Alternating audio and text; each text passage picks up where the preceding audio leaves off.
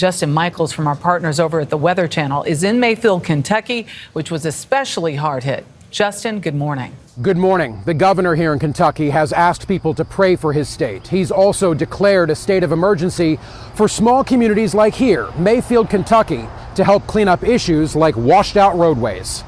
Row after row of homes and roads in Mayfield, Kentucky were left submerged Wednesday morning after record rainfall triggered flash flooding in the western part of the state. A little less than a foot of rain falling here in Mayfield, Kentucky in the last 24 hours. What it did, flooding out churches, cars in yards, houses surrounded by water, garages surrounded by water, and even the elementary school surrounded by water here in Mayfield. And there is more rain in the forecast. Emergency crews spent all day rescuing people stranded in their flooded homes. This washed out roadway swallowed a car.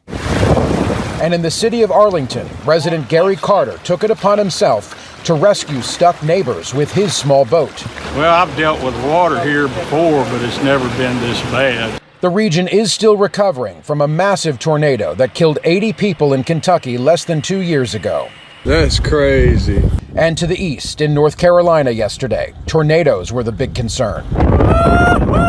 A fast-moving twister near Rocky Mount with up to 150-mile-per-hour winds had this truck reversing on the road to try to escape the tornado. It ripped the roof off this Pfizer pharmaceutical plant where officials say 50,000 pallets of medicine were strewn across the facility. Trilliums going this way, that way. I mean, it was bad for maybe a minute, but you can tell that they do a lot of damage in just a short period of time. In hard-hit Dorches, Mayor Jackie Vick says their focus now is on rebuilding. A lot of people could have lost their life, and everybody was spared, so we've been blessed. More on that Pfizer plant. It is responsible for a quarter of all the sterile injectable medications used at hospitals across the United States. Pfizer does say that will likely lead to long-term shortages. As for Mayfield, where we are now, cleanup is underway as the sun comes up. It's going to be a long day for many folks, but they're coming back after yet again another natural disaster.